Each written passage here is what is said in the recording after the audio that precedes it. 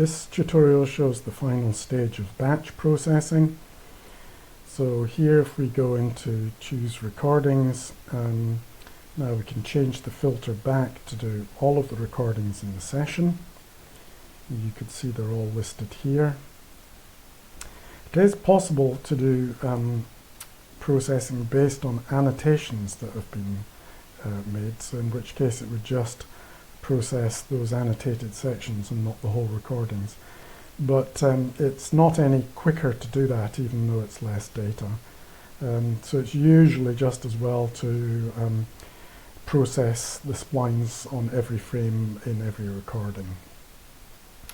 So we go into batch process. Again, we just make sure that we've got all these settings the way we want them, and click the process button. It loads the first recording, processes the hyoid, processes the mandible, and continues. You can see that surprisingly, the tongue tracking is much faster than the hyoid and the mandible tracking. The time it takes to do the hyoid and mandible tracking depends on the extent of the ranges that you selected. If you select very big ranges, it has to hunt through a larger area and takes a bit longer. But you can see that it's moving through these recordings fairly quickly. Let's see, roughly about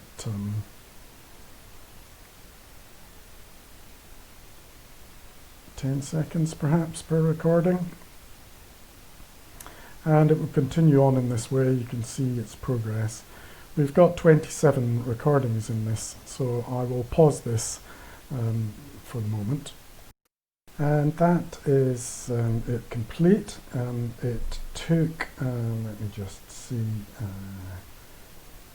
it took 6 minutes to do those 27 recordings. As I say, most of that time is spent doing the hyoid and mandible tracking. And if we just have a quick look at some of these recordings to see how it's doing, if we save this and close.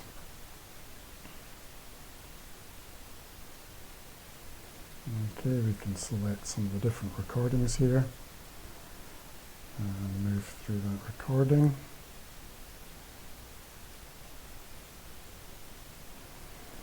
And you can see in this one, for instance, the hyoid hasn't been tracked correctly. That's because the hyoid has disappeared off the bottom of this display and it has got distracted. So we'll need to redo that recording. Have a look at another.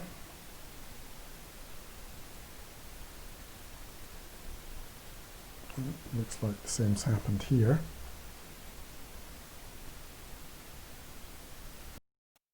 What we may wish to do in this instance is go through the batch processing again, but this time limit the angle which the hyoid can move to a much smaller angle towards the left-hand side of the display. Just looking at the tongue tracking, concentrating on the tongue tracking, it's not too bad where it's got it. Obviously, where the tongue is retracted here for an O sound, the tongue tip is actually at this point, and it's extending beyond that. The mandible trimming is not really helping in this instance, so we may need to go in and correct that by hand.